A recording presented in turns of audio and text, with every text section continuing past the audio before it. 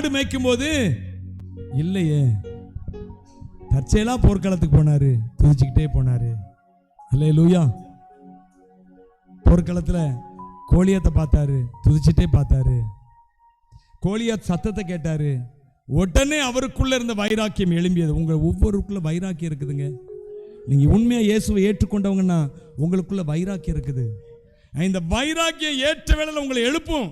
நீங்க கர்த்தருடைய சமூகத்தில் இருக்கிறவங்கன்னா. அல்லேலூயா. சத்தத்தை கேட்டோன்னே வைராக்கியம் வந்துச்சு பாருங்க.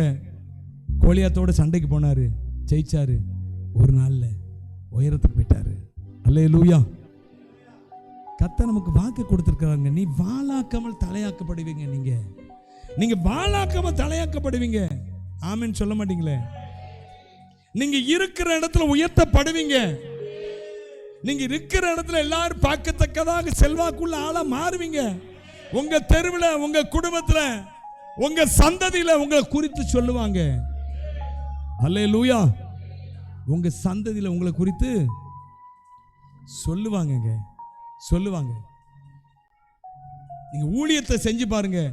போகிற இடத்துல எல்லாம் உங்களை மதிப்பாங்க. அங்க ஆளு, ஒவ்வொரு ஆள் அங்க இருக்கும் உங்களுக்கு. நேற்று ஒரு